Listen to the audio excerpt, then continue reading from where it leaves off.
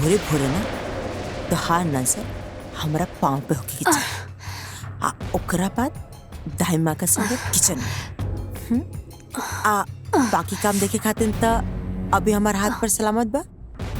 ठीक बा ना? बकरा के माई कब तक खैर मनाई। आज राव टाइम बा, चलाला हुकूमत। कल हमार आई त हम बताई। दुखा गल का? कोई बात ना, आगे से ध्यान रखिए। आगे से हमसे पूछे बिना उन्हें मत जिया। काहे सासू माँ, भूत प्रेत के वास बाकाओं में? जितना बोलल जाता ना उतने सुनल करा। ढेर दिमाग लगावे का जरूरत नहीं है। ठीक बना? आपन दिमाग मत चलावा, भीतर जा। आखिर ऐसन का बा वो दिशा में जे हमरा से छुपावत अड़ी? ये कमरा के रास्ता हम जरूर खोल के रहब। हाँ राम, हम तोरा खातिर लड़की देखी जा रहल बनी। तो क्या हमार पसंद पर कोनो एतराज तो नहीं है ना? तू चाहता हमारा संगे चल सकत अड़ा? माई जिंदगी तोहार दिहल हा और ई जिंदगी से जुड़ल जवन भी फैसला बा ओकर हकदार तू हो।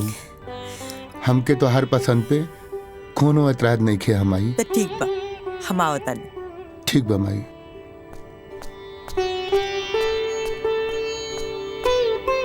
तनी बिटिया के बुला दे। बस आ ही रहल बिया बिटिया।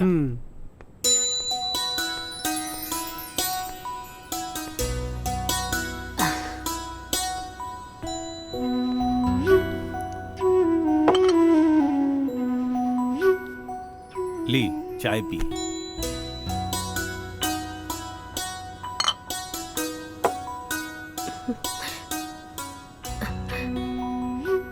दीदी, ई लोग के पास कोनो पैसा वैसा नहीं के। 2 लाख के झारखंडी कार से आइल बाड़े लोग।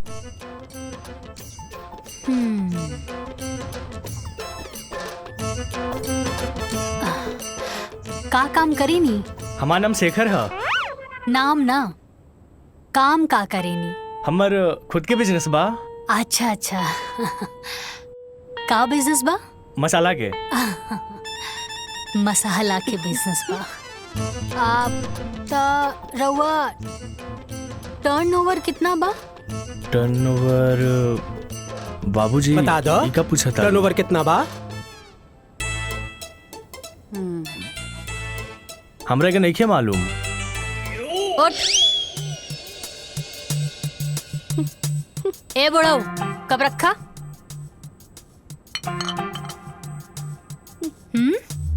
धोखेबाज। अरे ई लोगन के ना बाबूजी कोनो बिजनेस नहीं खे, ना मसाला के ना कुछ। अरे हमके तो लागत था कि आटा के चक्की भी ना बा इन लोगन के लगे। ई लोगन के जब टर्नओवर के मतलब नहीं खे पता तो ई लोगन के का मालूम बा? और अभी ले तू लोग बैठल का बाड़ा? उठा उठा। अरे बाबूजी लड्डू ले ली। अरे निकला यहाँ से। निकल बाहर। चला, तू तो बेइज्जतियां करवा देला। चला। अरे बेटी, ई का कइलू तू? अरे बाबूजी, एक नंबर के फटीचर आदमी बाड़े और के लेके आयल रहे ऐसा रिश्ता? हाँ, अरे कामधारी काका। ई कामधारी काका के पास भी ना कोनो ढंग के काम नहीं खे। जैसे वो फटीचर बाड़न ना, वैसे ही फटीचर रिश्ता भी लेके आवेलन। अरे साची से बियाह करे खातिर कोनो ऑडी फॉर्च्यूनर बैंक बैलेंस लेके आए, तब जाके साची सोची है कि शादी करे के बा कि ना कि ऐसा 5 लाख झारखंडी कार वाला। हाँ।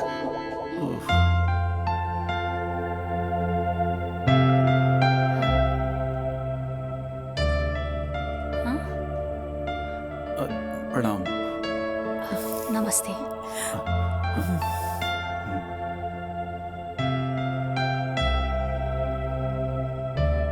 काका, रवा एकदम सही खात रानी है। इतना एकदम हमार फोटोकॉपी पिया। हमें इतने रवा परेशान करत रानी ना, लेकिन देखिए आज का नहीं हमरा के है। हमके लेके पसंद है काका। बताओ बेटा, का चाहिए तो के? जौन चीज कहबो ना, एगो फोन कॉल पे तोरा सामने आ जाए। जौन गाड़ी कहबो ना, हरा लाल पीला सब। पैसा का कोनो कमी नहीं की। तो निश्चिंत होकर खर्चा करा। जिंदगी भर खर्चा करबो ना तब वो खत्म ना हो। हम चाहता नहीं कि शादी काल का काले हो जाए। ठीक बा नरेश भाई, काहे कि हमार शादी भी काले भय रहे, तो हमार बहू काल आई तो हमके खुशी हुई। शादी की तैयारी इतना जल्दी कैसे हुई? हाँ, रवा होकर चिंता मत करी। अब रवा लोग हमारे को मजबूत रिश्तेदार बनी जा। सारा तैयारी हम खुद कर ले। आप लोग के खाली हो जा खड़ा रहे के पड़ी। लेकिन एगो शर्त बा। जी? शर्त का बा? ज्यादा कुछ ना, हम जैसे से कहब तो के खाली वैसे वैसे करत जाए के बा। आज जैसे से तू करत जेबू वैसे वैसे तहार तरक्की हो जाए। फिर जिंदगी भर बैठ के आराम से जीवन का मजा लिया।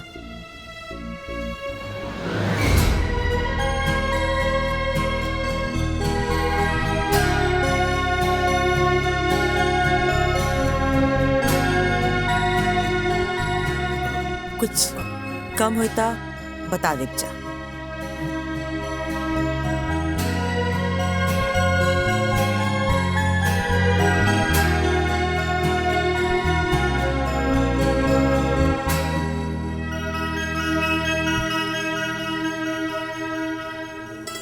रख ला, आशीर्वाद है।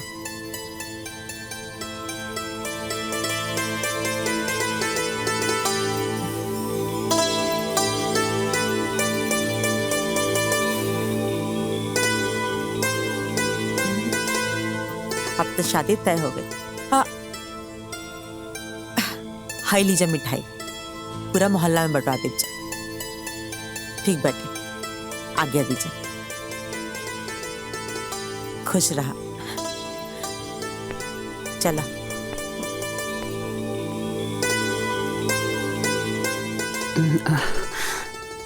बिना लड़का देखे शादी के लिए हाँ कह दे लू? छोड़ी ना माई, अब रिस्क ले लेनी तो ले लेनी। अरे बेटा, कल शादी हो जाएगा, घर बस जाएगा, ओकरा बाद देखल जाई कि कौन केकरा के इशारा पे नचावता। अरे बेटी, उ देवकी के हम जाने ली। वो बहुत लोभी, लालची और स्वार्थी औरत बिया।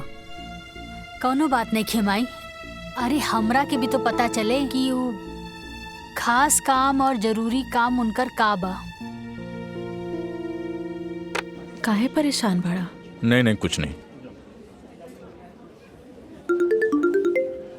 माँ का फोन है।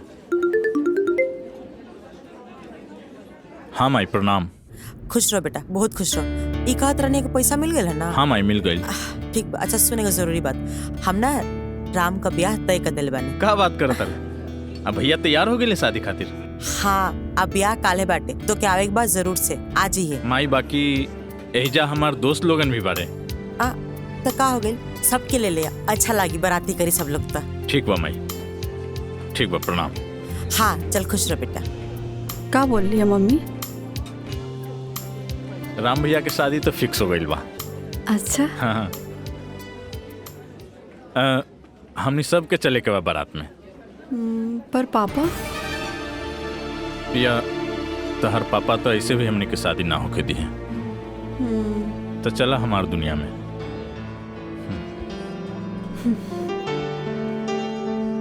सोच ला, जाइब तो फिर आइब ना। कोनो बात नहीं खे, जे हो के हम देख ले। पक्का? पक्का। का जीजा जी, राम भैया कहाँ बड़न? अरे होइए कहीं हैं? आ तू सुनते सुनते पहुंच गए यहाँ तक। हैं? राम राम, छिया छिया। कोची राम राम? मतलब साफा एकदम हाया शर्म सब घोर के एकदम पी गई बड़ा। ससुराल में आके अब बिना काम के ससुराल में खाता शर्म नहीं के आवत? आ तू तो बड़का पहाड़ तोड़ता रहा ना। अरे तो हम जाके नौकर रही, हम काम करे नहीं। देखत नहीं खी कि दिन भर कितना काम करता रहा। हैं? साथ में राम के दोस्तों हैं। ई कमाल शरीर है, फूल के गुब्बारा हो गई बड़ा। अरे मर्दाना शक्ति जगावा। आए एजा से औरत के लेके निकला ठंडे ठंडे। बात करो तोड़ा, देख अभी देख नाश्ता आई गर्मा गर्म। ये लेके आई, ये लेके आई। अरे हमर मेहरारू लेके आई। अच्छा। बैठा चुपचाप। ऐसन बात बा? मतलब दीदी तोरे खातिर नाश्ता बनावे गइल बाड़ी? हाँ हम देखत बानी। हाँ तो देख ली। देख ले। आ गई ले राम भैया। मटरू, हाँ बैठा बैठा। सामे से ढूंढा तानी, कहाँ बड़ा तू? इनका के जरा सा समझावा। ई सब काम धाम छोड़ के इस ससुराल में पड़ल बड़े, यही जा खात बड़े, यही जा पियत बड़े, शर्म वरम सब खत्म हो तू गए। तो पहाड़ तोड़ता काहे जिया जी के परेशान करत ताड़ा मोटरो? छोड़ दी। ठीक देखा बा। आ गई, देखा नाश्ता आ गई। खींच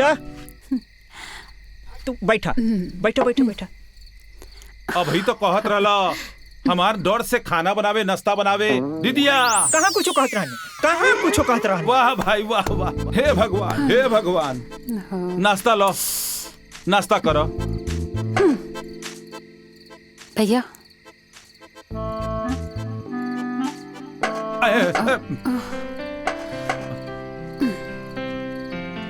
प्रणाम। खुश रह।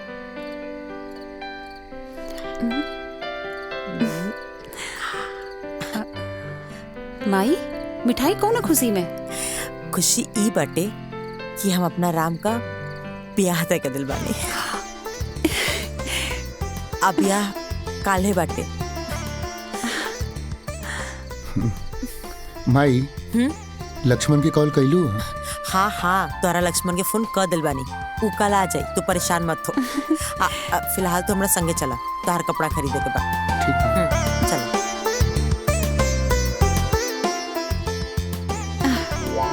हाँ खाए में तो तेज बढ़ला बड़ा, लपेट ला। ए दीदिया, इनकरा के चुप कराने, बिना मतलब के न काम के न काज के। ज्यादा मत बोली, मिठाई खाई। ब्याह तय हो गई, हमरा के केहू कुछ बतैबे न कैली।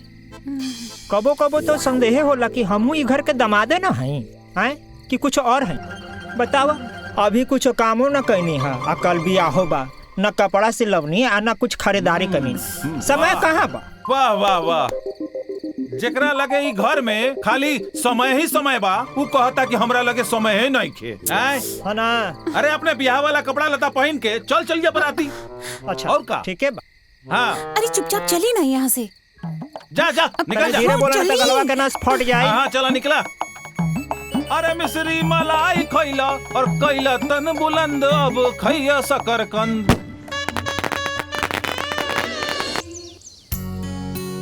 दाइमा ली, जी मालकिन। राम आओ को दुल्हन की आरती आप उतारे।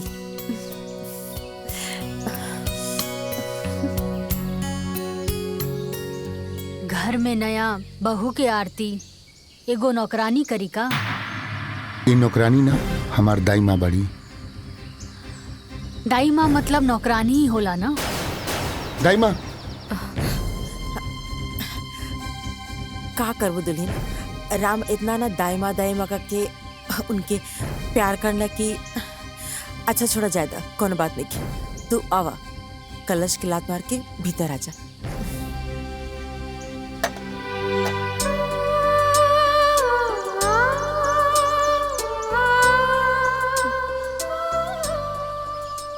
ला दुल्हा दुल्हन खातिर दूध भी आ गई। आप सब भौजी के परेशान न करो, ठीक है?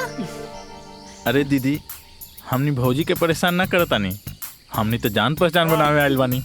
का जीजा? माई माई। अरे काहे परेशान करता सन? चल जा सन, आजो का आराम कर दसन। जा पार्टी कर सन। हाँ, शुभ काम में देरी कैसन, पार्टी मनावला ढेर दिन हो गइल बा। चला। हाँ रवा के तो यही सब में मन लागत। हाँ चलो चलो चलो चलो चलो पार्टी मनावे। चला दुल्हन, हाइला दुल्हन, तहर मुंह दिखाई।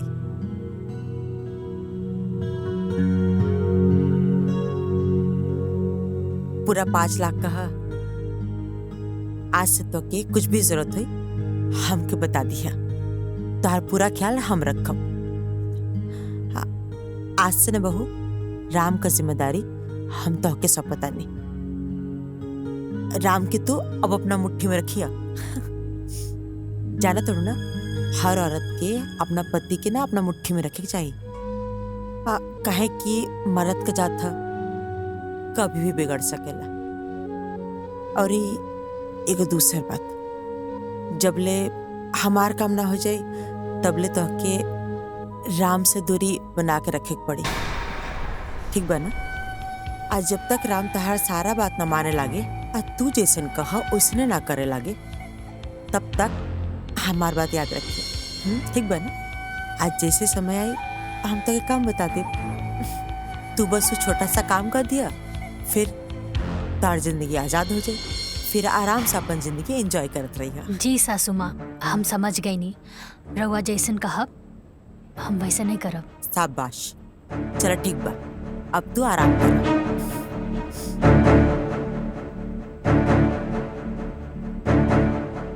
कैसन माई बिया जे अपन बेटा के ही अपन पतों से दूर रखे के बात कर दिया।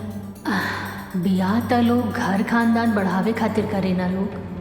खैर हमरा के का करे के बा, जे हुक्म चलावे के बा चलावे दा।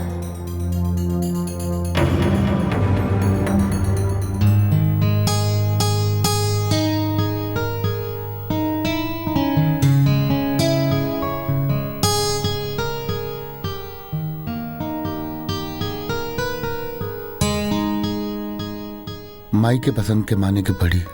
ऐसा लागता कि आसमान से चांद उतर के हमरा सामने आके बैठ गइल बा। अखिया खोलबू, कुछ बोलबू, या पूरा रात अखिया बंद करके ही बिता देबू? अखियाँ एक शर्त पे ही खोलब। का शर्त बा? पहले रउआ हमरा के वचन दी। ठीक बा, हम वचन देतानी। कहा ना जी कि सब कुछ इतना जल्दी भइल कि हम एक दूसरे के ठीक से जान पहचान भी ना पौनी। बस हमके थोड़ा समय चाहिए ताकि हम रउआ की अच्छे से समझ सकी और एक दूसरे के जान सकी। ठीक।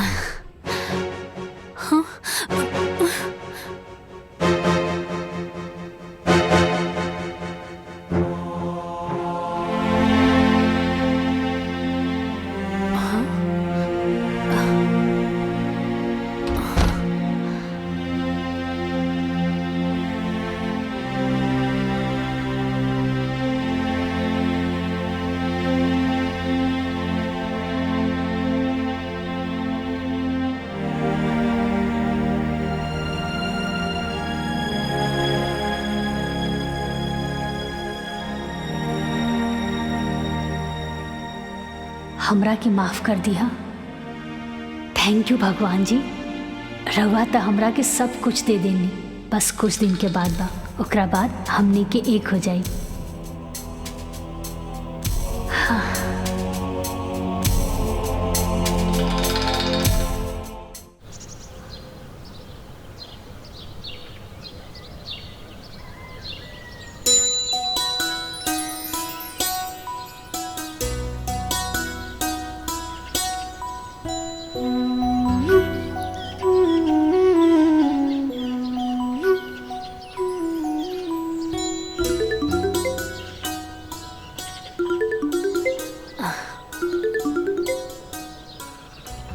माई प्रणाम।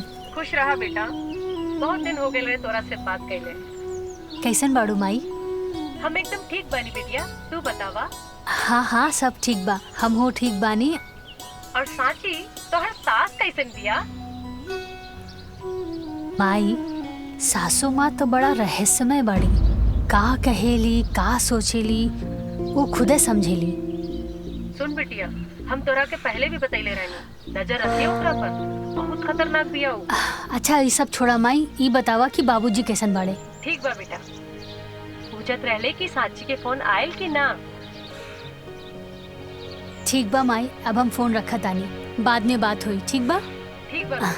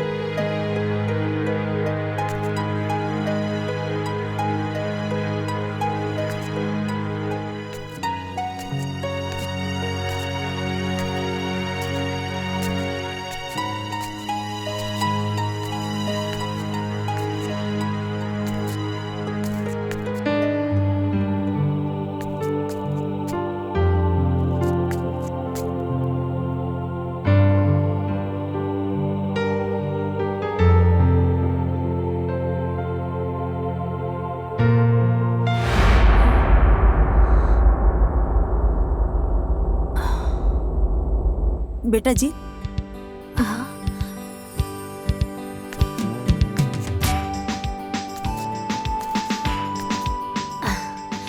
बोली ना सासू माँ। धन देख के ऊपरे ताकत रहबो का? माई बाबूजी संस्कार निखर सिखौले। सॉरी।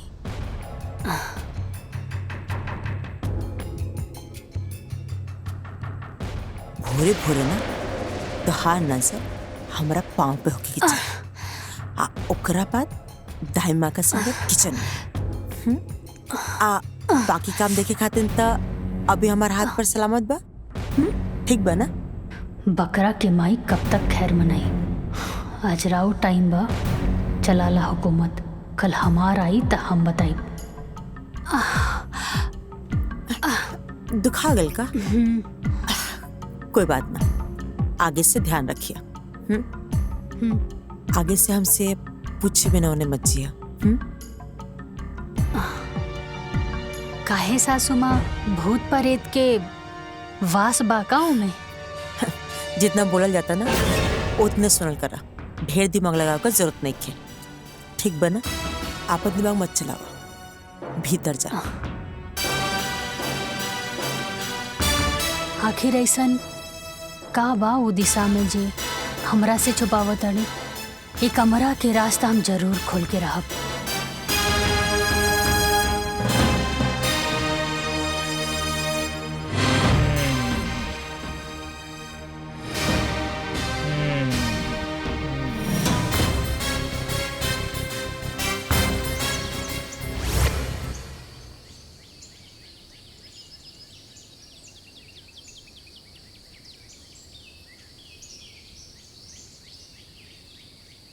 भौजी तने एक मिनट। हाँ बोली ना पाहुन, का बात बा? बैठे अब बैठे। बैठी ना रहुआ। तब कहीं भौजी का हाल चाल बा? हाँ पाहुन, सब कुछ ठीक बा। कैसन लागल घर दुआर और इमे रहे वाला लोग सब? हमरा छोड़ के बताएं। सब केहू अच्छा बा। घर द्वार भी बहुत अच्छा बा। हमरे जैसन खा गई नहीं ना धोखा। एहिजा के लोगन के चेहरा गोर बा, बाकी दिल काला। हमरा दिल बिल्कुल साफ बा, गोर बा। रउआ सोचत हो खब कि काला कलोटा सुखड़ा आदमी के कि मंदाकिनी कैसे मिल गई, लंगूर के अंगूर कैसे भेटा गई? हाँ कैसे बैठा गई? मोहब्बत भौजी। हाँ मोहब्बत में आंधर हो गई रहनी है। वही मोहब्बत के चक्कर में ओकरा से बियाह कर बैठनी। ओकरा माई के चक्कर में, ओकर माई के मीठी मीठी बात में मुहा के घर जमाई बने खातिर तैयार हो गई नी भौजी। हमरा का मालूम रहे कि घर जमाई के साथ साथ ये जेल खाना के भी मुंह देखे पड़ी। ये अच्छा खासा चलता फिरता आदमी जेल खाना में बंद हो गई। अभी जेल से कैसे मुक्ति मिली है भौजी, कुछ समझ में नहीं खे आवत। पाहुन रहुआ चिंता मत करी, सब कुछ ठीक हो जाए। ए जी कहाँ बानी? अब का होल तहरा के? सुनी, रहुआ देख ली, हम अपन काम निपटा के आवत। ठीक बा भौजी।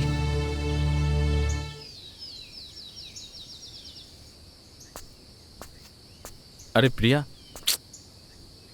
अभी तक तू तैयार ना भइलू? चल फटाफट तैयार हो जा। जौकी लोग भी तैयार हो गए हैं, छोड़ दी है तरह। चला, ताकि तू फिर वहां आके हमारा इस्तेमाल कर सका।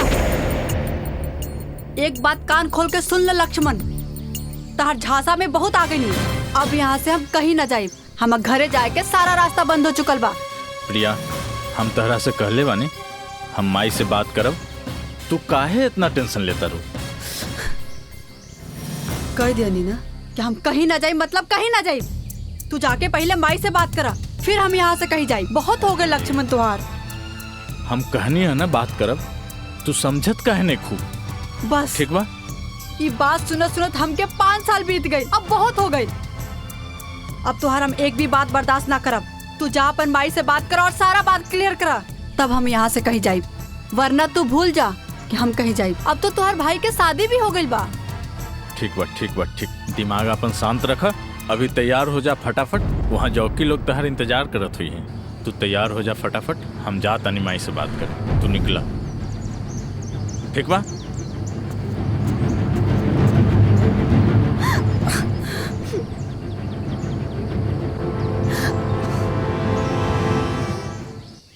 ई मटरुआ त दिन पर दिन लापरवाह भइल जाता। अभी ले खाना लेवे ना आइल। राम के खाई में देरी होता।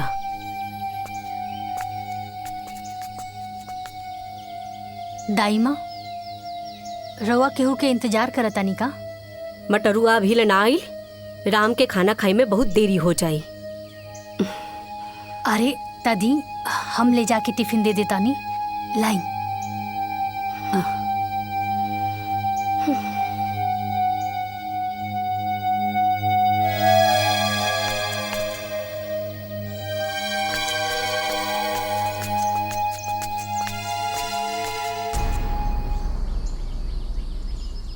बेटा जी, पति पर प्यार उमड़े लागल बा का? सासू माँ, रवे तो कहले रानी ना कि अपना पति के मुट्ठी में करे के बा। बस ये सब उहे के प्रयास बा। शाबाश, ई भइल ना बात। कहा तक का चाहिए? हमके तब बस राउर आज्ञा चाहिए। ठीक बाटे। आज से राम का टिफिन तू ही लेके जेबू। जल्दी जा, वो तो के गोदाम में भेटैया। अनाज जाए के समय होता ना। ठीक बा। और ये हमार बात याद रहे। जा। जी सासू जी।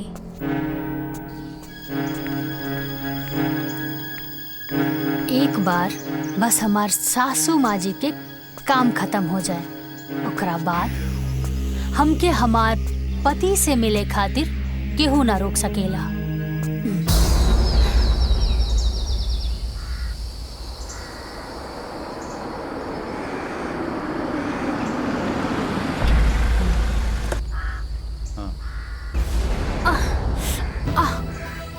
आराम से उठो, बिल्कुल आराम से।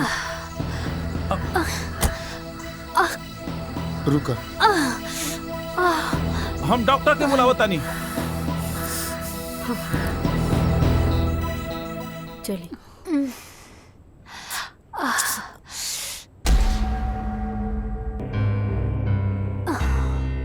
मामूली चोट है, चोट की वजह से बुखार आ गया है। मैं दवाई लिख के दे देता हूँ, आप मंगवा लीजिएगा, सुबह तक ठीक हो जाएगा। धन्यवाद डॉक्टर साहब। मटरू, हाँ माँ जी। ये डॉक्टर साहब दवाई लिख के देता ना, जाके ले ले यहाँ। और डॉक्टर साहब के भी बाहर तक छोड़ दा। ठीक बा। ए जीजा, साथे चलो। तू रहेला तो हमरा थोड़ा ठीक लगी। हम कहे जाई? हम कहीं रात के बहरा आई जाए लेना। ये कुल तहरा वजह से भइल बा। तू जा। हमरा वजह से? सरऊ, तू समय पे टिफिन लेवे आ जाता तो ये आज भौजी के संगे ना होखी। हाँ जा। तोरा भाई। मटरू चुप। जाके चुपचाप दवाई लेके आओ। और आप सब भी यही जब भीड़ के लगा कोनो जरूरत नहीं के। जाके अपन अपन काम करी जा। जाई जाइए। चलिए डॉक्टर साहब, चलो। चले। दुल्हन, तू आराम करा। कोनो चीज का जरूरत हुई तो दाई माँ के आवाज दे दिया। जी सासू माँ। ठीक बा माई।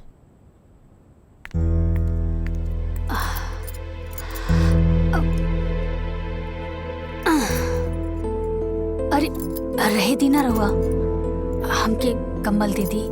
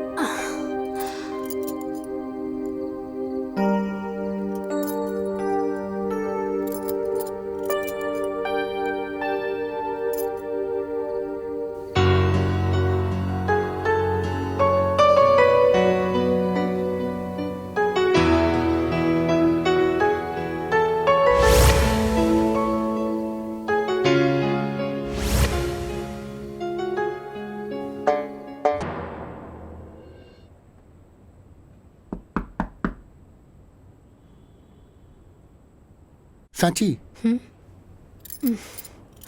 सोई दी ना। अरे उठा उठा के वो गेट पीट रहल बा। अरे बाप रे बाप, दाई माँ, अरे ये जल्दी से हटाई, अगर देख ली ना तो सब गड़बड़ हो जाई। हटाई हटाई, जल्दी करी ना।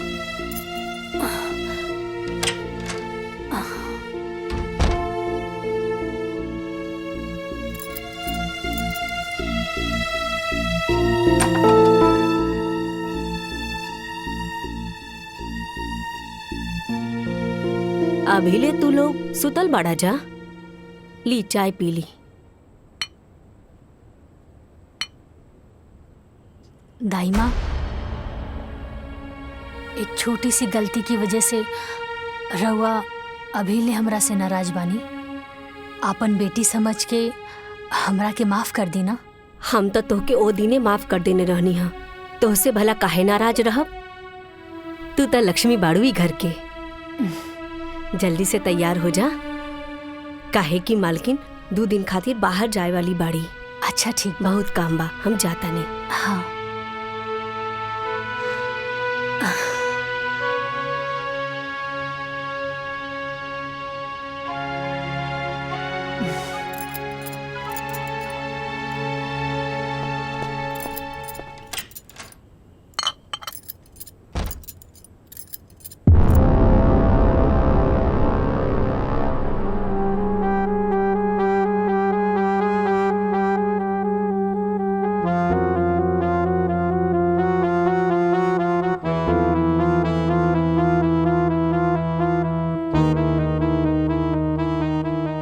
चमक धमक के बीच में ई जंग लगल ताला, कहीं कमरा में कोनो राज तो दफन नहीं खे।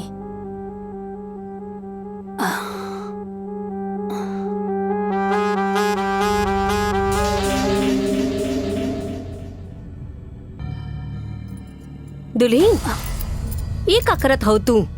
चला हिजा से। अरे दाई माँ, हम तो ये घर के बहू बानी। ना ना, चला चला। अरे दाई माँ सुनी, वो कुछ ना कही। हाँ, और हमरा के तो बस इतना जाने के बा कि आखिरी कमरा में ऐसन का बा जेकर केहू की जरूरत नहीं खे। कोई कुछ ना बोली, हमरा के देखे दी।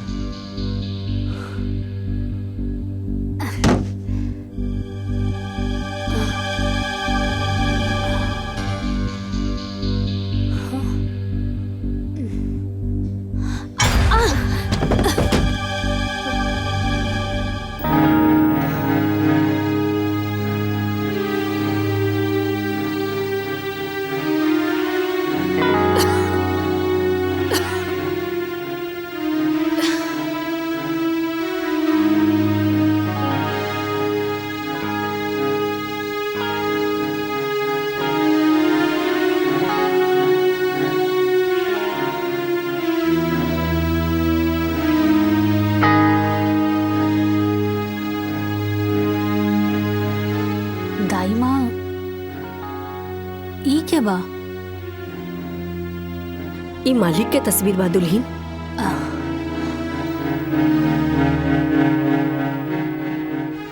घर के मालिक और ऐसन जगह पर?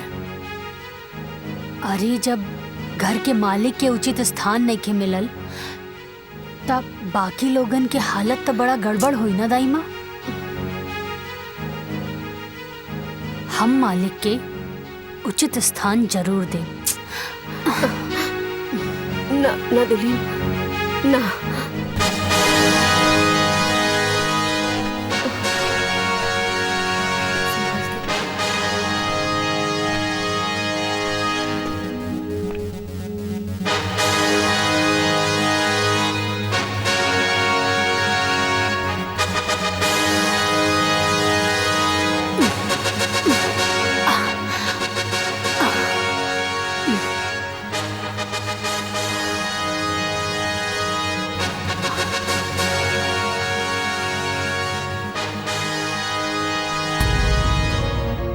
दाई माँ अब देख ला, घर के मालिक के उनका उचित स्थान मिल गई। एक काम करी, ये पेंटिंग के हटवा दी यहाँ से, ठीक है? ठीक बा दुल्हन।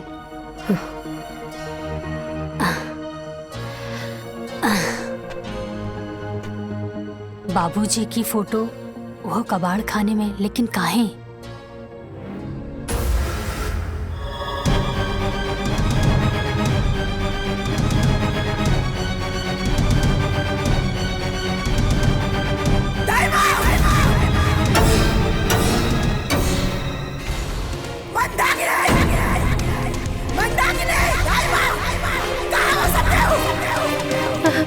हाँ मलकिन, कहाँ भाई माई? मंदाकिनी, ये फोटो आइजा क्या टांगला सा? हाँ? अरे बाप, क्या टांगला सा ये फोटो आइजा? पता ना भाई। हाँ? अरे ये फोटो का हाथ गोड़ डाला, आपने आग टंगा दिल हाँ? हाँ? ठाकुर साहब के फोटो ता हम ही लगौनी है। तो इतना हिम्मत? हाँ? केकरा के लगा? अपना हद से ऊपर उठेगा ना, कोशिश मत कर, ना तो ऐसा पर कतरब कि तू दोबारा उड़े लायक ना बच भी। समझ में आ गई?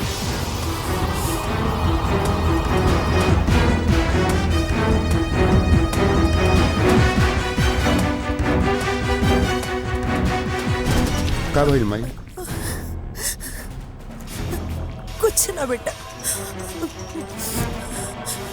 वो साची ना तार बाबूजी का फोटो लगोले बारी।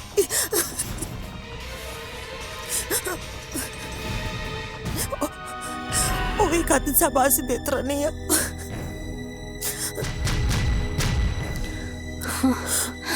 चुप हो जा माई, मत रो माई। माई हाँ वो के कैसे समझाई कि आज ले उनका फोटो इजा काहे ना लगो। अरे हमके तो यकीन ना होला कि वो नहीं कौन। मत रो माई। बाकी कौन बात ना, अगर दुल्हन फोटो लगाइए दिले बाड़ी तो ये दुल्हन ओ पाएगा मालो टांग दो। ए माई, माई चुप हो जा माई। अब जब बाबूजी के प्यार हमनी के किस्मत में लिखले नहीं खे, तो कोई भी कुछ का कर सकेला माई। लक्ष्मण बिल्कुल सही कहता रे माई, मत रो माई। माई चुप हो जा माई। देखी ना, फोटो में लागत अड़े कि अभी बोल पड़ी हैं। कितना आस रहे हमरो इनका से मिले के, लेकिन देखी आज मिलबो कनी तो फोटो पर माला लटकल बा। चुप हो जाई माई। माई बाबूजी हमनी के छोड़ के ना गईले, हमनी के बीच में बाड़े।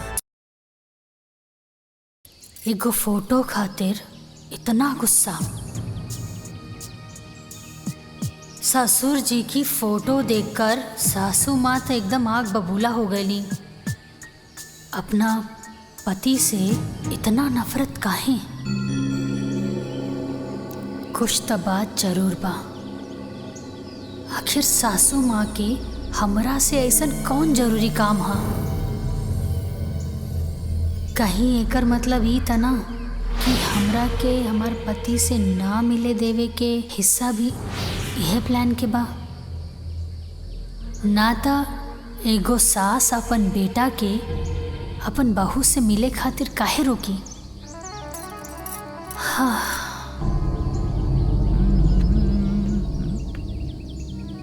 भाभी, भाभी, भाभी। अरे देवर जी आई। का भाभी, भैया के याद आवता का? ना ना देवर जी, ऐसा कोनो बात नहीं खे। तो फिर इतना स्ट्रेस में तो पहले कबो ना दिखात रहने। का बात बा, तबीयत ठीक बा ना तोहार? हाँ देवर जी, तबीयत ठीक बा। कहाँ बानी? जाई, राउर फ्रेंड बुला रहल बिया। जी आवत।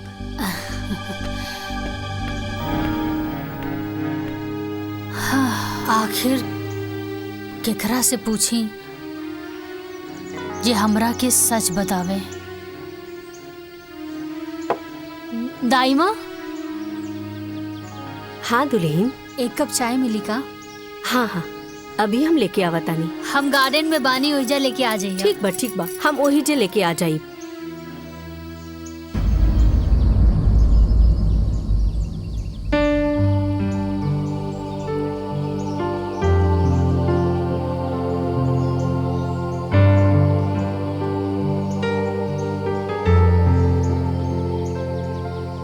दुल्हन, हाँ हाई चाइला।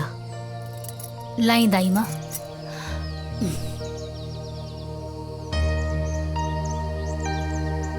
दाई माँ, का दुल्हन? अगर रवा से हम कुछ पूछब त रवा बुरा तो ना नु मानब? ऐसन काहे कहत हो? पूछा। दाई माँ, रवा ई हवेली में कितने साल से काम करत बाड़ू? जब से राम के जन्म भई तब से ये हवेली में हम बानी।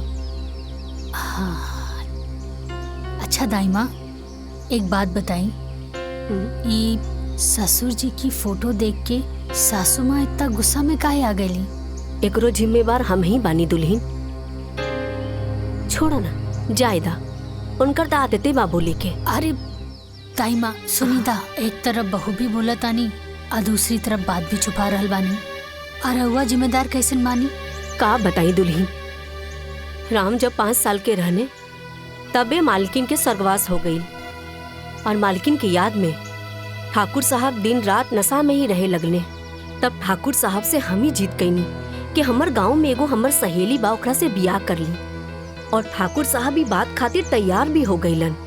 और एक दिन देवकी, एक बात हम था कि यही में क्लियर कर देता नहीं कि हमरा से कबो संतान के तू उम्मीद मत रखिया, काहे के हमनी लगे एक संतान बा जेकरा पर तहार पूरा अधिकार रही, ताकि कबो भी हम संतान का कमी ना होके दे, ताकि हमारा बात से कोनो एतराज तो नहीं खे। ठीक बा।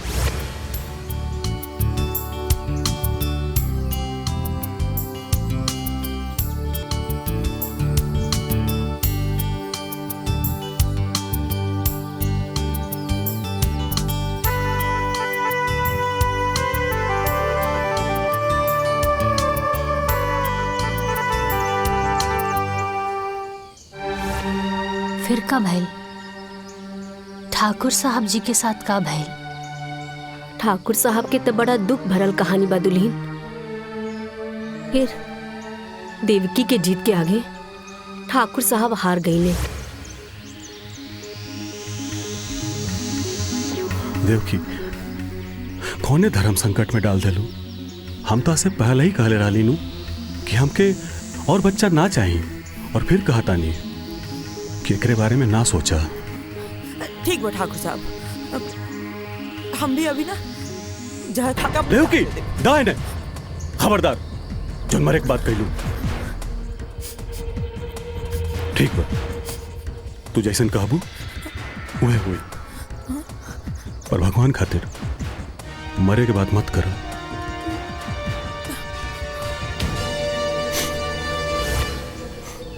और कुछ महीना बाद देवकी अपना कोख से 2 बच्चन के जन्म दिहली, एगो लइका और एगो लइकी। अपना बच्चा के मुंह के देख राम के प्रति रवैया बदल गई।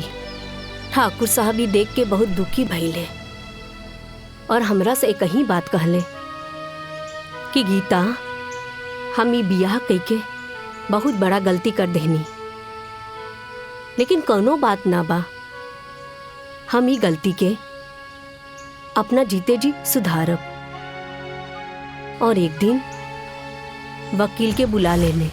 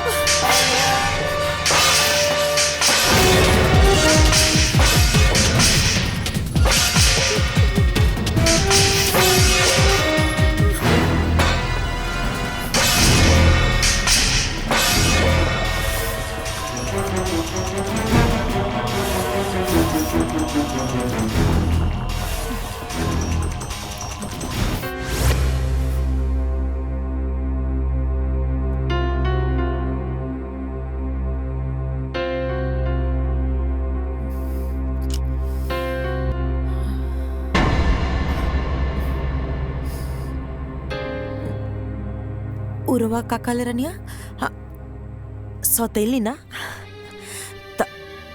तब जब रवा हमके सौतेली कहिए देले बानी त अब हम रवा के बताई कि सौतेली का होले। तो रवा के का लागल कि रवा वसीयत बदल के जंग जीत लेनी। अरे जंग था अब शुरू भला। रवा आज से अभी से हमरा खातिर मर गई।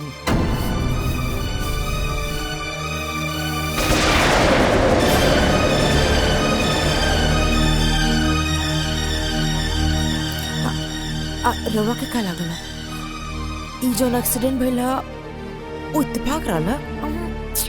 आहा वो हम करवले रहनिया।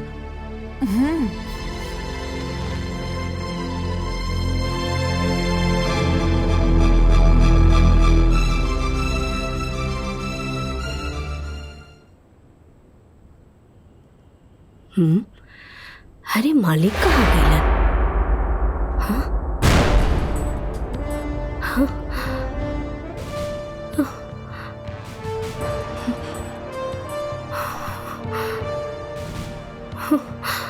हाँ?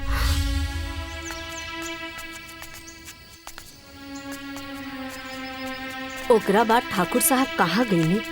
ठाकुर साहब के का भइल हमनी के कुछो पता न चलल। बहुत लोग तो इहो कहेला कि देवकी ओकरा के मरवा देले।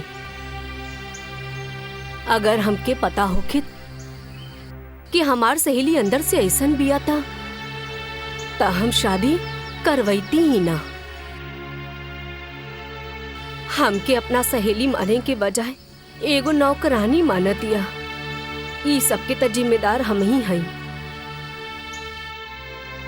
रउआ से कोनो गलती ना भइल बा। रउआ तो बस अपन फर्ज निभानी है।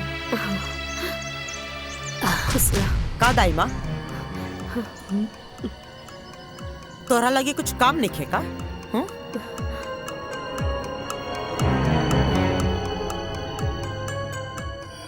ए लड़की तू रुक।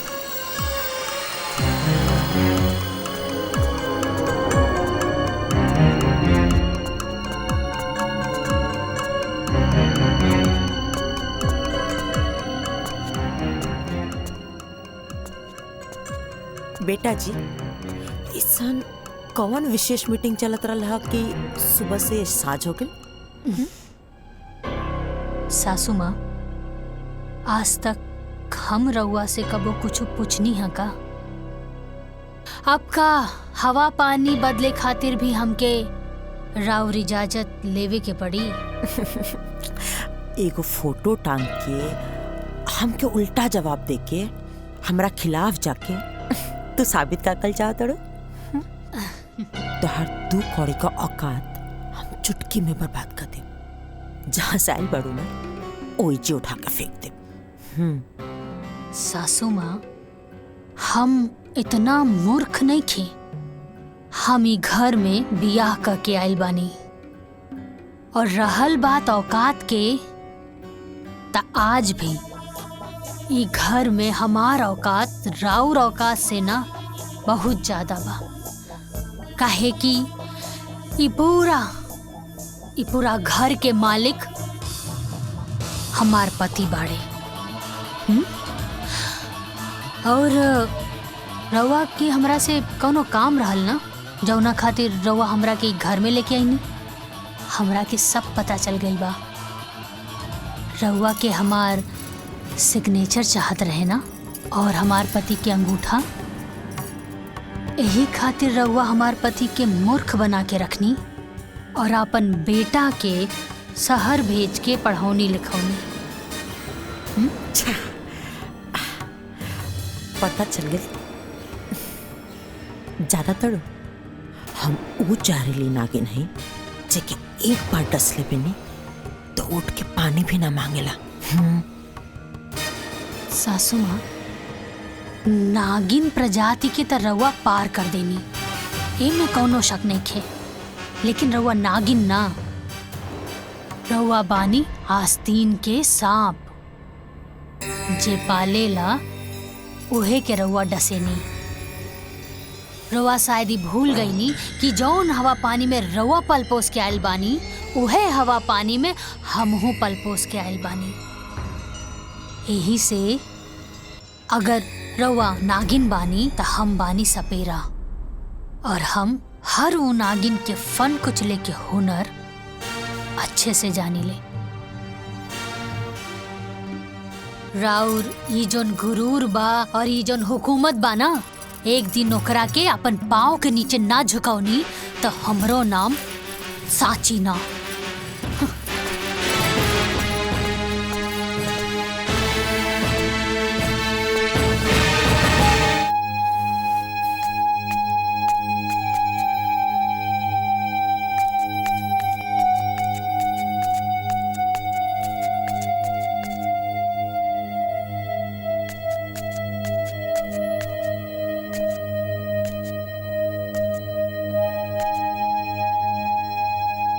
भौजी सुनी ना, 1 मिनट सुनी ना।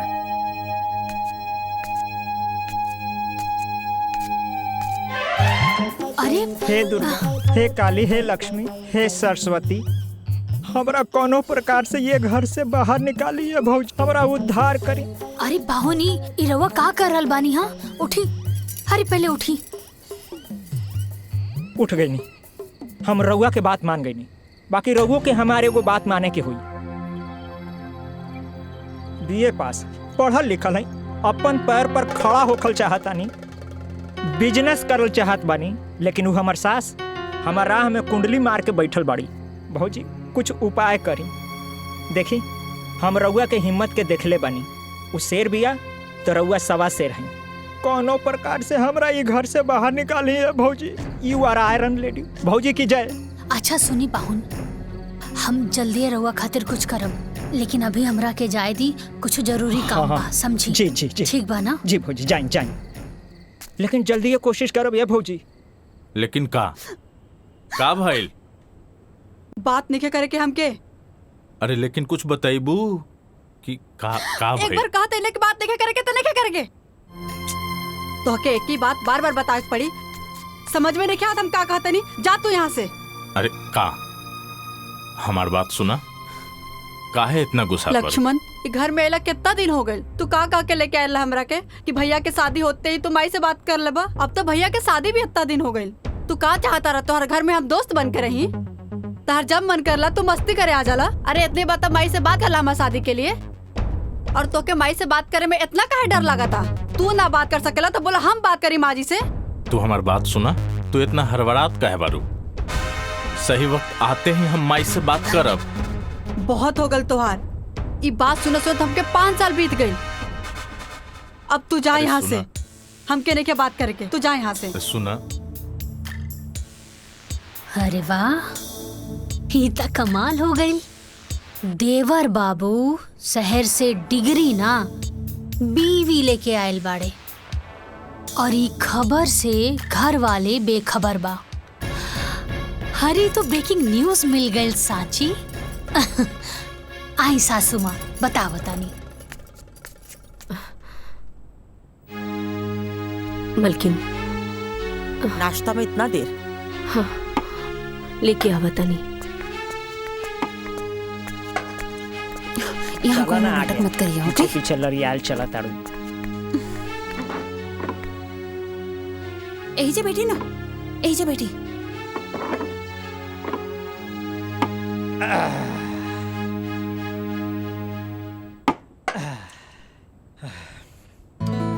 भूख लागल बा। हटी। प्रणाम माई।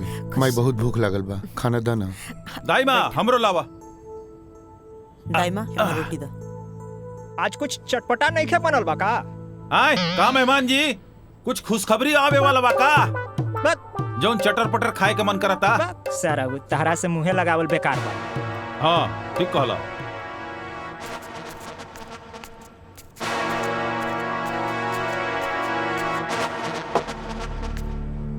दाई माँ हमरो दा भूख लगल बा। हाँ ठीक बा।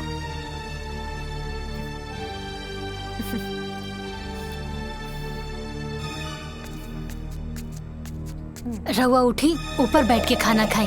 पर हम तो बचपन से ऐसा ही खाता रहल बानी। अरे 10 साल पहले तो शादीशुदा भी ना रहनी ना। माई के राज में रउआ नीचे बैठ के खाना खावत रहनी है, अब बीवी के राज में रउआ ऊपर बैठ के खाना खाई। आई ठीक बात, जा जा।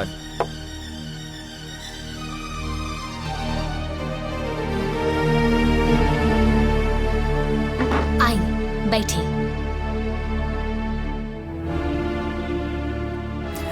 हाँ राम, एजे बैठ के खा ला। अब तू घरवाली जी वाला हो गल बाड़ा, अब हमार बात का कौन वैल्यू? ना माई, ऐसन बात नहीं है। अगर तू कह तो फिर हम वही जगह जाके बैठ जाए। ना ना बेटा, कौनो बात ना, आज से तो एजे बैठ के खा। माई एगो रोटी दाना। हाँ हाँ। ये पूरा घर के मालिक हमार पति बाड़े। ए लीजी रोटी।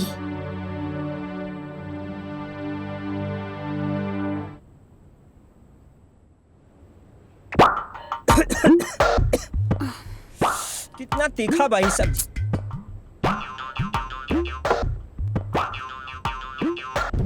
इतना भी तीखा नहीं के मेहमान कि घोटाओ ना, खाई चुपचाप। तोहरा से चुपचाप ना बैठल जाला का? चुपचाप खाई ना। ए दीदिया, अरे इनका उड़द तीर पकड़े के आदत पड़ गई बा।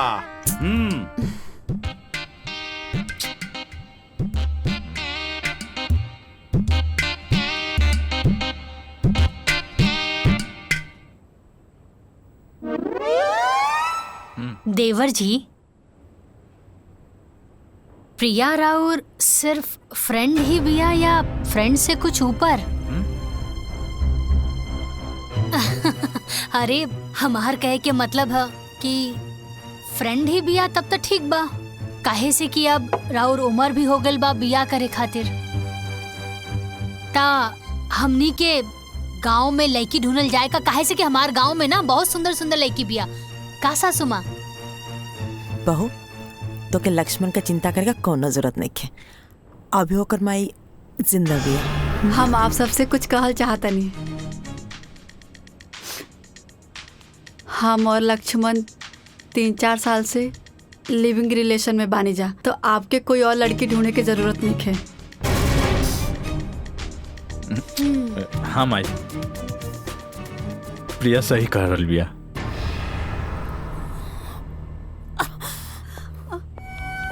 माई माई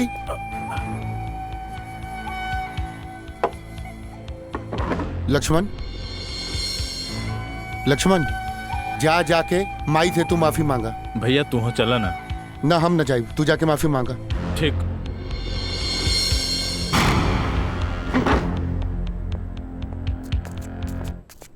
पाहुन, ई लिव इन रिलेशनशिप का होला?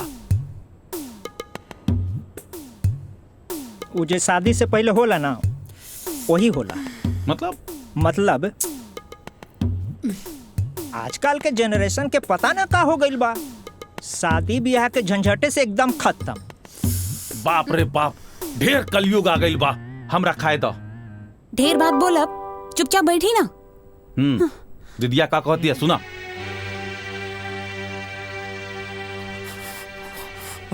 पानी सर से ऊपर जाए लागल बटे, अब जल्दी कुछ ना कुछ करेगा पड़े।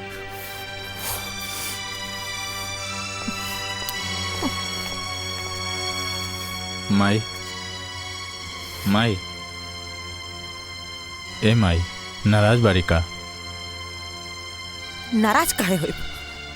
हमार शौक, हमार अरमान, हमार गुरूर का गला घोट के पूछे तड़ा कि माई नाराज बाड़ी। अरे 3 साल से ये बात हमसे छुपा के रख ली।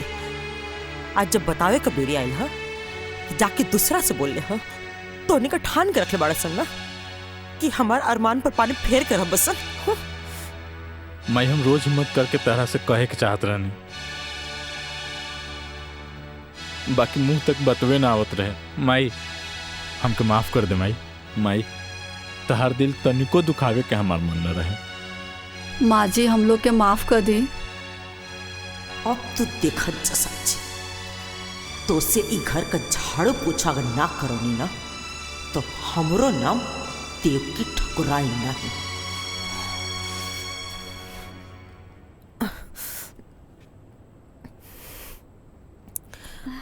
प्रिया तो हमके शुरू से पसंद रही बुद्धू।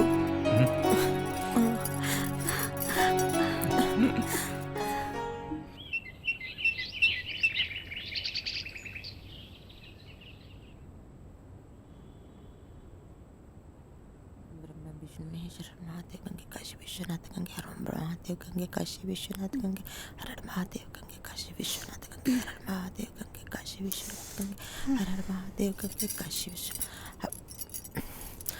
दाइमा जी मालकिन। अरे पूजा का थाली पूरा घर में दिखा दे।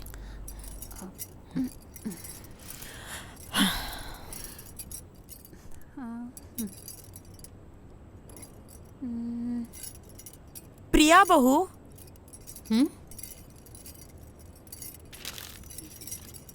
ए हमार बहू। हाँ माँ जी। बहू आवत नहीं निक लगा था ना।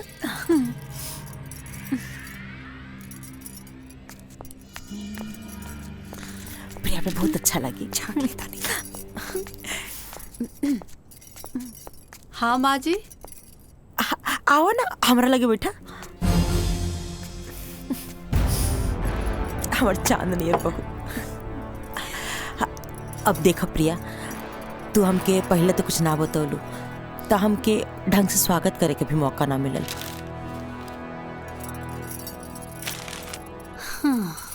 ना तो हम इतना धूमधाम से तुम्हारा स्वागत करती ना कि जमाना का खुलल का खुलले रह जाए।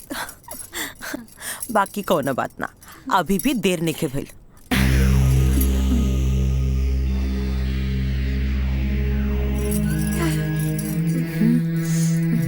ये हमार खानदानी हारा। तब तक तू एक पढ़ना आ धीरे धीरे ना हम तो के घर का गार्जियन भी बनाते।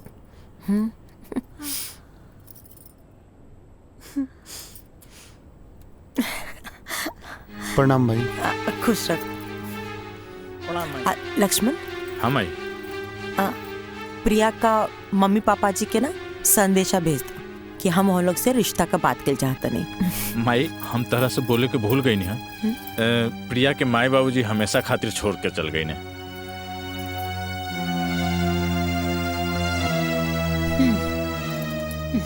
हाँ तो का भेल, हम प्रिया का माई हैं आज से। अरे राम तो इजा काहे बैठल बड़ा, जाके पंडित जी के बोल दा तहारा छोट भाई का ब्याह तय हो गइल बा। ठीक बा माई, हम जाके अभी पंडित जी के बुला के लावतानी। सांची तू हो जा, माई के काम में हाथ बटावा। जी हाँ सांची। अरे हमरो के केहू कुछ बताई कि हमरा का करे के बा। हमहू ये घर के दमादे हैं, हमरा का करे के बा। शादी ब्याह के माहौल बा, ज्यादा कूदी ना, चली तैयार हुई। चला चला, एकरा में घबराए के कौन बात बा, चला।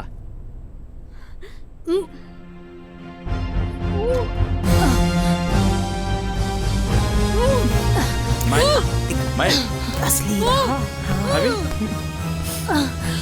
भाभी। अरे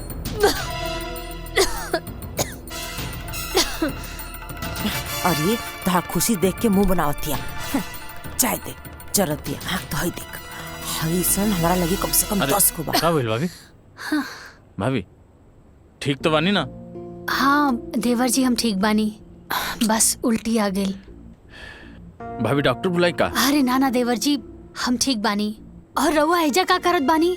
राउर तो शादी के बाद चला था ना, जाई तैयारी करी। भाभी हम ठीक बानी, रउआ जाई। ठीक ठीक बा।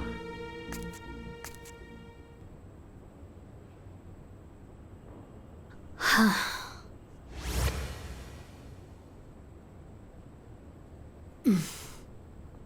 सांची हम का भइल, तोहार तबीयत ठीक बा ना? हाँ हम ठीक बानी। लक्ष्मण बतावत रहे कि तोरा उल्टी भइल रहे नीचे। खुशखबरी बा। हम तोहार तबीयत के बात करत तानी और तू खुशखबरी के बात करत तानी। रउआ पापा बने वाला बानी का? साचो? हाँ। कबले हम पापा बन जाए? हम जाके माँ के बता क्या बता? अरे बैठी था। अरे अभी बहुत टाइम बा, और सासू माँ के हम समय देख के बता दे। काहे से अभी घर में शादी ब्याह के माहौल बना। बधाई हो पापा जी।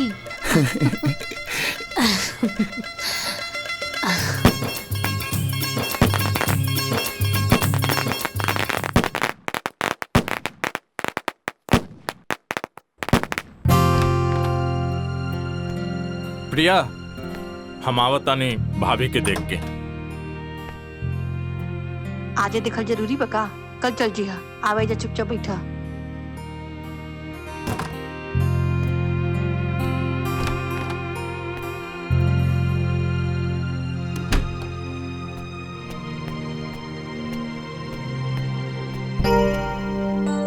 का भइल भाभी? ठीक तो बानी न रहुआ? तबीयत ज्यादा खराब हो गई बा लगता। भाभी कहीं तो हम डंडार हेल्थ में कॉल करके डॉक्टर से अपॉइंटमेंट ले ली। अरे नाना देवर जी, हम एकदम ठीक बानी और ये सब करे के कोनो जरूरत नहीं खे। और वो एजा का कर रहल बानी, जाई प्रिया इंतजार करत हुई। अरे ना भाभी, पहले हमरा खातिर रहुआ लोगिन बानी, ओकर बाद प्रिया। हा लक्ष्मण तू टेंशन मत ला, हम बानी नु। तू जा, प्रिया तहार इंतजार करत हुई। अब देखिए जा जा जा, रहुआ सब लोगिन ठीक बोला बा। तानी, बाकी मन न करता यहाँ से जाए के। जाई देवर जी, इंतजार करत हुई। ठीक बा।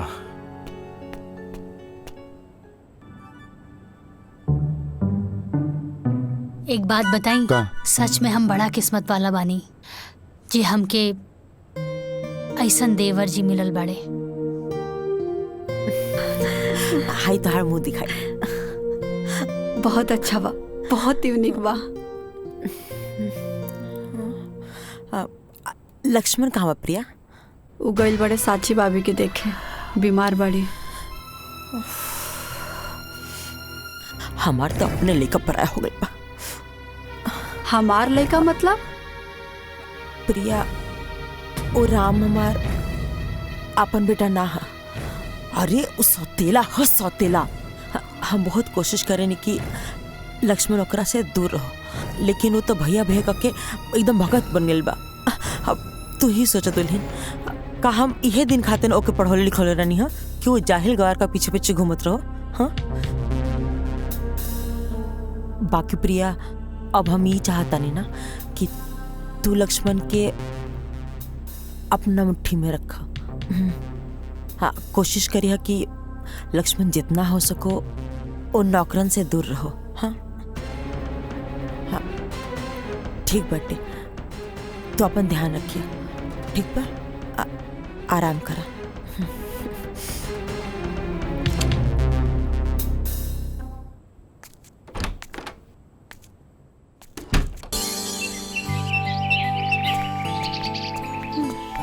पूरा काम हो जाता।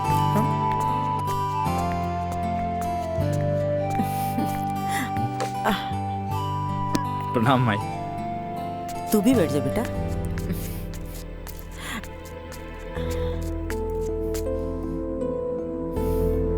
प्रणाम भाई।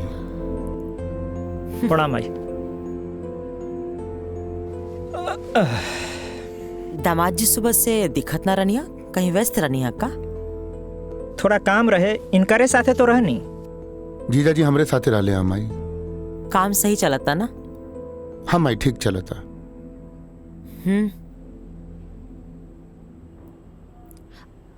सुनी ना देवर जी। हाँ भाभी। जीजा जी के रवा लोगन से कुछ बात करे के रहल हा। हम कहाँ कुछ कहनी हा। हाँ कहत रहनी है कि सिनेमा। जीजा जी रवा तो कोनो बिजनेस की बात करत रहनी है ना? हाँ याद पड़, हम चाहत रहनी है कि हम बिजनेस शुरू करल चाहत रहनी है। बाकी यहाँ ना जौनपुर में अपने जिला। ये तो बहुत अच्छा बात बा माई। बढ़िया बात बना, लेकिन एकरा खातिर तो धन चाहिए। तो में परेशानी का बा? टिकट हम बना देता नहीं, अब फाइनेंस का व्यवस्था माई कर दी। वाह, ससुरार होके तो ऐसा। सासू माँ तो साक्षात लक्ष्मी है। दामाद जी रवा के नहीं लागत कि रवा आजकल मेढक नियर ढेर फुत करता नहीं? माई जीजा जी अपना जिला जौनपुर में व्यापार करे के प्लान कैले बने। राम बेटा, इकुल इनका बस का बात नहीं है। वो जैसे बाना उनके ओसी ही रहता। रवा को दिक्कत बाका दामाद जी? एक बार मौका तो देके देखें। हम मौका पे चौका ना मारब तराउर दामाद ना। माई जब जीजा जी इतना कॉन्फिडेंस में कहा ताड़े तो एक बार मौका देला में का दिक्कत बा माई? हाँ माई, अब जब भैया भी कह रहल बारे तो जीजा जी के एक मौका देवे के चाहिए हमनी के। ठीक बा, अगर सब करी है इच्छा बात तो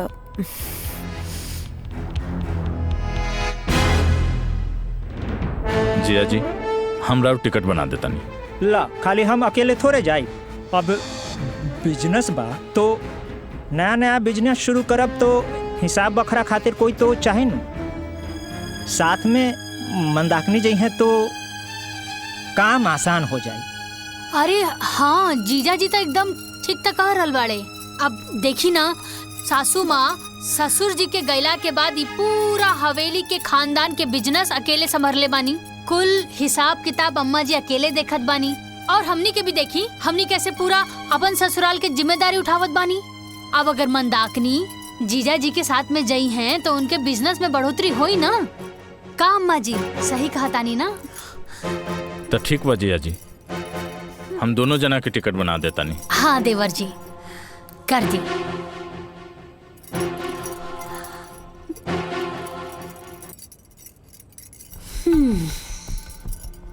ली जीजा जी, टिकट तो बन गई। शाम के ट्रेन बा और टिकट बन गई जी। शाम के ट्रेन बा। तहार बहुत बहुत धन्यवाद। ठीक बात है, चलो चल जल्दी चलो, सामान पैक करे के होई। चलो चलो चलो। अरे सुनो ना, सुनो सुनो, चल चल जल्दी चल। चला ढेर मानी सामान बिखरल होई, सबके समेटे के होई। चलो चलो, अरे चला ना, चलो चल चल चल चला चला। प्रिया हाँ जा तू हेल्प करा। ठीक बा। हम मठो के बोलैले आ बतानी। भैया हम भी चलता नहीं। अब चला जमाई।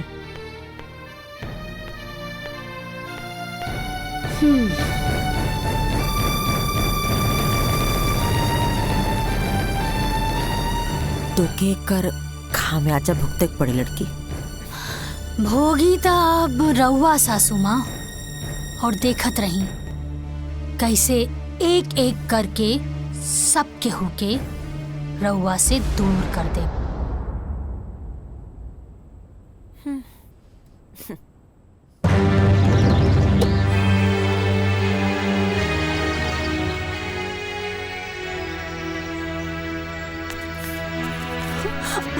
अरे चलो चलो, गाड़ी छूट जाए। चलो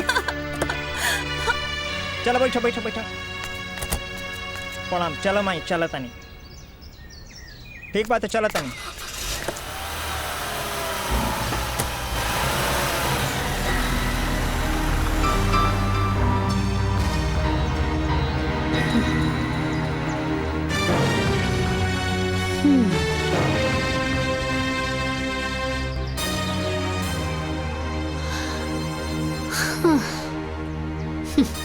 ए मटरू, रुको रुको रुको रुको।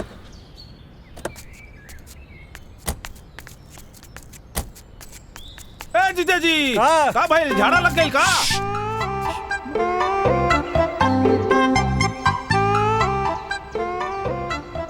हे भगवान, हमरा ससुरारी के रास्ता के मुंह ना देखे के पड़े। हे भगवान, हमरा इस सास के दोबारा मुंह ना देखे के पड़े। हे भगवान, यहाँ के सारा अनौती पनौती सब यहीं रह जाओ। एक सेकंड हो गई। सबसे बड़का पनौती के तो लेके जाता कहाँ? अब हमरा का मालूम कहाँ ले जाता है? चलो चलो चलो, चलो, ट्रेन छूट जाई महाराज। चलो चल चल चल चल चलो।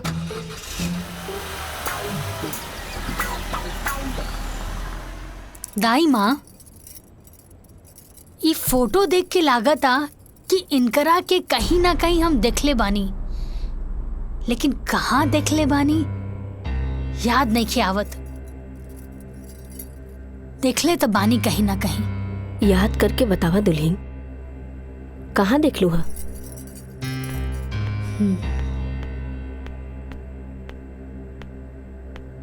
दाई माँ, एक कप कॉफी मिली का? हाँ अभी अभी लावता नहीं।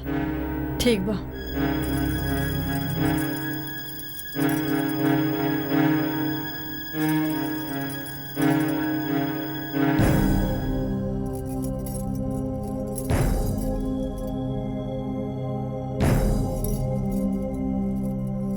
दाई माँ, हाँ कॉफी बनावे में कितना टाइम लगा था? बस हो गई, अब ये लागता नहीं। पता न कहाँ से सब उठ के आ जाला।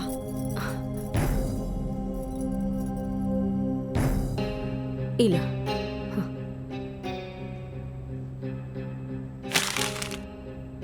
इतना टाइम लागेला कॉफी बनावे में? यू बास्टर्ड जाहिल गवार, तुमको सेंस नहीं का? दुल्हीन ओ गलती से गिर गई ला। प्रिया, तमीज नहीं खे का कि अपने से बड़ से कैसन बात कल जाला? अरे कम से कम दाई माँ की उम्र के तो लिहाज रखा। लिहाज आप करी, काहे कि आपके नौकरानी और मालिक के बीच के फर्क नहीं के पता। अरे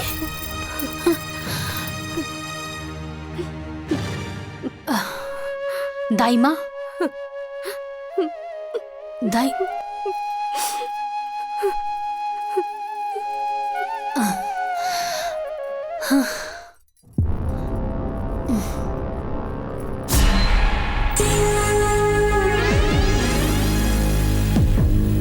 अच्छा,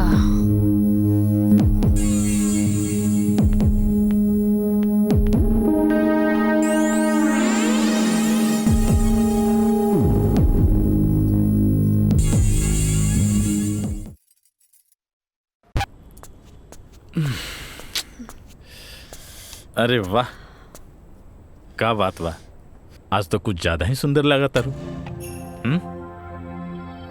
का भइल? प्रिया चलो हमके टॉवेल दे, नहाए के पड़ी, बहुत देह चुनचुनाता। जा जाके अपन भौजी से मांगला। अब भौजी कहाँ से आ गई? प्रिया हमके तो कबो कबो लागता ना कि तू हमार पहले वाली प्रिया हो ही ना।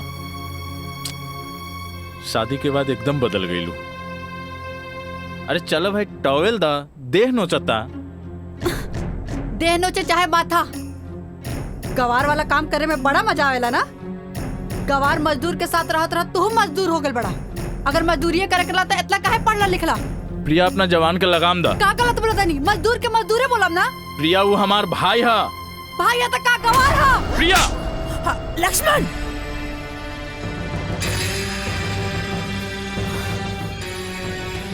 तो हिम्मत कैसे भइला हमार बहू पर हाथ उठावे के? मायू हमार राम भैया के कहतिया कि गंवार हा। और का गलत कहलस है? अरे पढ़ल लिखल पड़े तो मालिक का काम करू। माई लेकिन वो तो भैया के शोभा देता ना। तो ठीक बा, जिंदगी भर ओकर नौकरी करू, हाँ ओही का संपत्ति पर गुलाम बन के जी। माई तू का कहता रू? हम सही कहता नहीं। अरे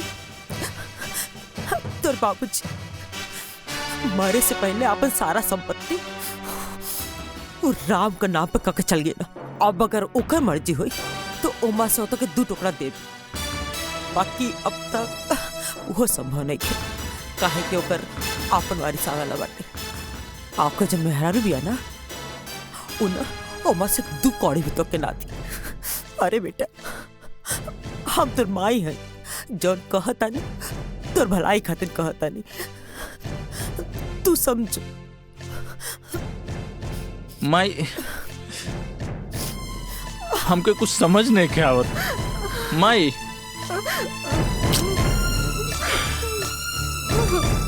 का हो रहा बस समझ में नहीं के आती। राम भैया, राम भैया, ओ राम भैया। अरे का हो मधुसूदन? ए भैया हमनी चंदा मांगे आयल रहनी जा। अच्छा हम देता नहीं, कितना चाहिए? ना ना भैया, आप भैया रहे दी, राम भैया के भेज दी, हमनी को उससे ले लिहल जाई। ठीक बा, भेजा तानी।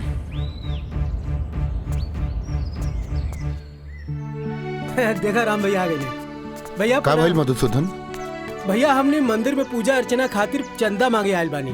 अच्छा कोनो बात ना, हर साल के तरह ए साल भी पूरा पूजा के खर्चा हमरा तरफ से ठीक है भैया। हाई ला पैसा। जी भैया। कोनो चीज में कमी ना होके के चाहिए। ठीक है भैया। निसंकोच कोनो बात हुई तो बताइए। जी भैया, प्रणाम। ठीक बा। प्रणाम भैया। लक्ष्मण का भैया? नाश्ता कैला है? हो गई। हम मटरू भाई थोड़ा बाहर जाता नहीं काम से, तू खेते पे जाके पानी पटा ली है। भैया आपन काम ना खुद ही करे के चाहिए। ऐसे भी हमके अभी बहुत काम बा अपन प्रोजेक्ट पे। आई पढ़ाई लिखाई हम खेती गृहस्थी करे खातिर नेखे कहीं ध्यान रखिया। आदमी अधिक पढ़ला लिखला के बाद थोड़ा सा डिस्टर्ब हो जाला का। चुप छोट भाई बा चल। हाँ चला।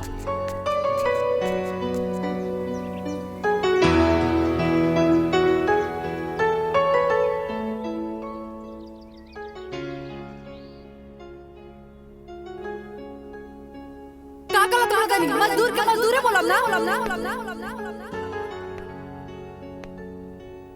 जिंदगी भर की ओकर नौकरी कर ओही का संपत्ति पर गुलाम गुलाम हम सही अरे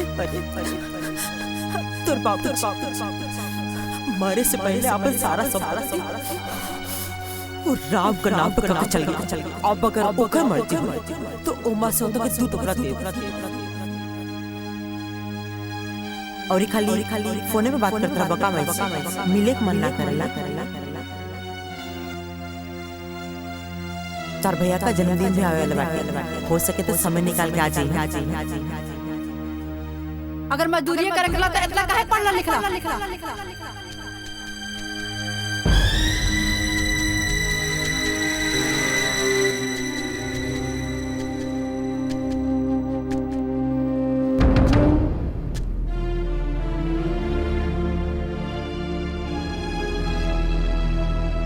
प्रिया तू ठीक कहत रहलू। हमार नाम के एक भी पहचान अपन गांव वाले के सामने नहीं है। तो के हम उहे न समझात रहनी। हाँ अब सही समय बाटे अपन मुट्ठी टाइट कर दे, न तो सब कुछ ना रेत का नियर निकल जाई। तो माई ओकरा खातिर का करे के पड़ी? विशेष कुछ ना करे के पड़ी, खाली वसीयत का पेपर पे राम से अंगूठा लगा के पड़ी, वो लड़की से साइन करा के पड़ी। बस पूरा दौलत संपत्ति के सब कुछ के तो इकलौता वारिस हो जाए। ई काम हम आज का आज ही कर दे। राम के तो हम जैसे बोलो उससे कली, बाकी टेढ़ा खेर बिया लेकी। बाकी जो भी हो आज तो फैसला हो के रही।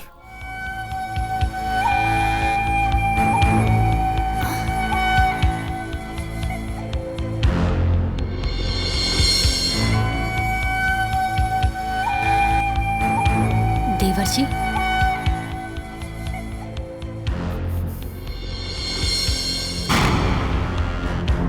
सासू माँ बहू सवेरे मंदिर गिरलू सास का दिया बाती कर तड़ू। बहुत शुभ घड़ी बाटे। तनी हमार छोट काम कर दो, हाई पेपर साइन कर दो। सासू माँ कौना चीज के पेपर बाई? तो के याद बा तो से कले रहनी, तो से को छोट काम रही, जब सही समय आए तो बता दे। उहे ला वसीयत का पेपर साइन करता।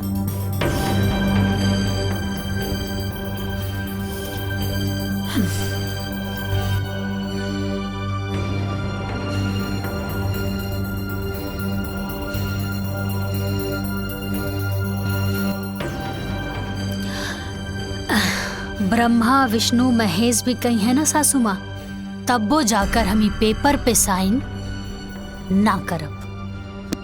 भाभी कर दी साइन। अच्छा एकर मतलब कि सब लोग एक हो गए बाड़ा, कोनो दिक्कत नहीं के। रवा सब लोग मिल के भी ना हमरा सामने कुछ नहीं के। और सासू माँ जब रवा हमरा से हारे लगनी तापन पतो और बेटा से मदद लेवे लगनी। अरे रवा के कुछ ता शर्म करे के चाहत रहे। हाँ इतना प्यारा देवर जी के मन में भी रवा जहर घोल के रख देनी। अरे छी बार भाभी अगर एक शब्द भी और हमार माई के खिलाफ निकलल तो हमरा से बुरा कोई न होई। हाँ हटी देवर जी हटी। भैया अब समय आ गइल बा, हुकुम के इक्का के।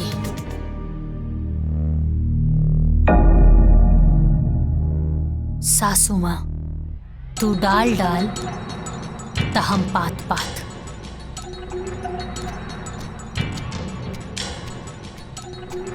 प्रणाम माई। खुश रहो। राम। हाँ माई। माई कहाँ बेटा? ठीक बा। कैसन रहा दिन? सब अच्छा रहे माई। बिजली ना रहे तो सिंचाई ना हो पाएगा। कल हम करवा दे। कोनो बात ना। राम जी माई। तुझसे कुछ मांगब तो अपने माइक की देबा? माई सब तो तोरे बा, का चाही तारा के? आज तक तू हमरा से कुछो नहीं के मंगलू। कुछ चाही नहीं, बस ये पेपर पर तारा अंगूठा चाहिए।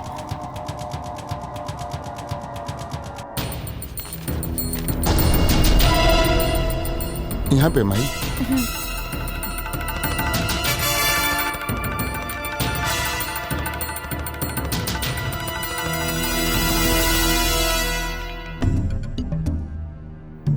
बस बस कहा करने बेटा कि अगर साची के बोल के भी साइन करवा दे तो अच्छा रे।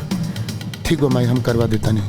साची साची जी यहाँ आवा। आवतानी।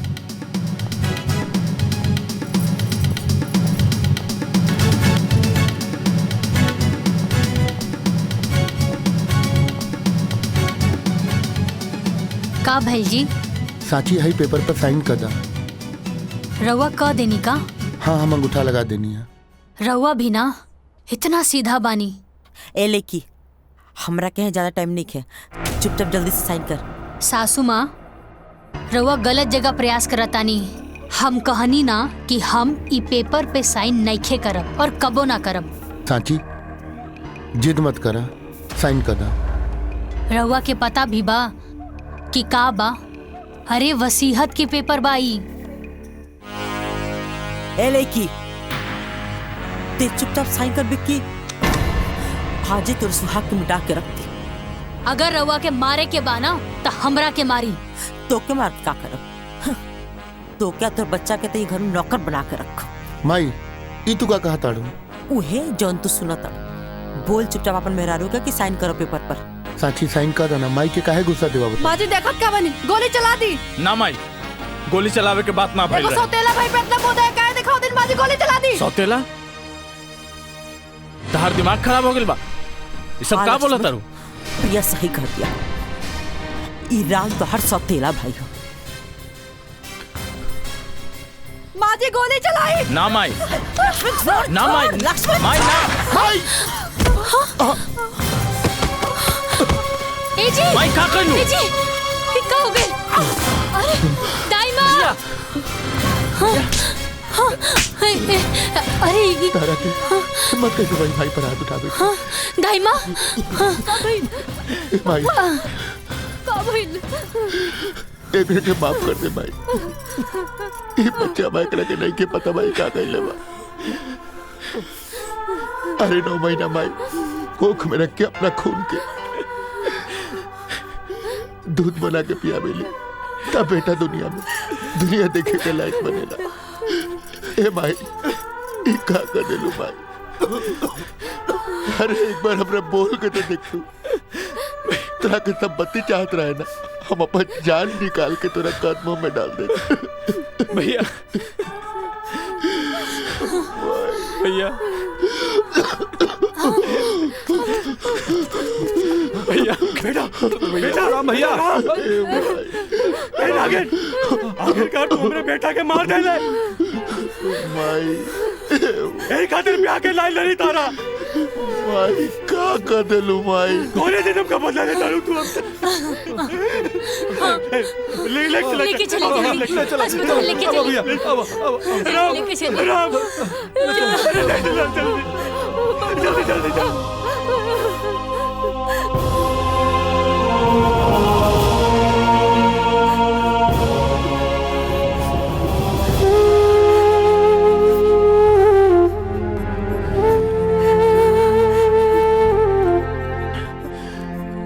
इतना बड़ा झूठ।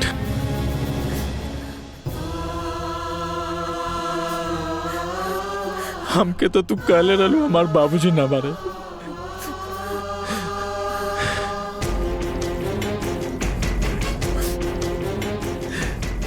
बाकी काहे माई, काहे ऐसन कैलू?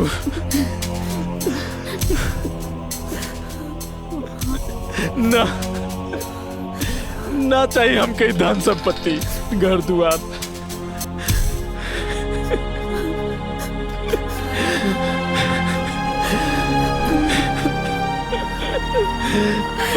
ना चाहिए। माफ कर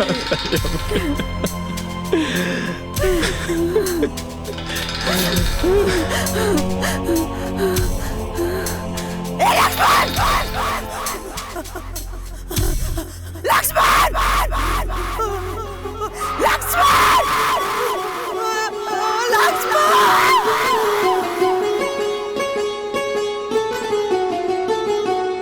ठीक बानी ना? हाँ हम ठीक बने। आराम बाबू, होश आ गए। लक्ष्मण, हाँ भैया। कैसन बाड़ा तू? हम ठीक बानी भैया, रउआ ठीक हो जाई, सब ठीक हो जाई। हम ठीक बानी, तू मत रो भाई।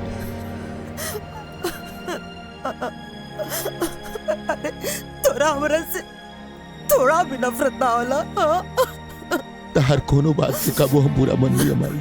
मत रो माई, मत रो माई। तू माफी मत मांग माई। अगर हमरा से कोनो गलती भइल बा तो हमरा के माफ कर। हम ठीक बानी माई। माई मत रो ना माई,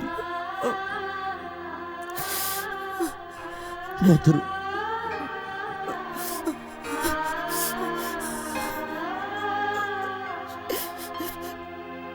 ठाकुर साहब, रवा भी हमके माफ कर दी। अरे अरे हम लोभ में आके ना अपन फर्ज भुला गए रहनी। हमार परिवार हमके लौटा दी, हमार परिवार हमके लौटा दी ठाकुर साहब। देवकी, सुबह के भूलल अगर शाम के घर आ जाए तो ओकरा भूलल ना कहल जाला। देवकी, गलती हमार है। अगर हम ताके सौतेली ना कहती तो तू सौतेला व्यवहार ना कर तू। लक्ष्मण, माई के चुप करावा। माई तू चुप हो जा।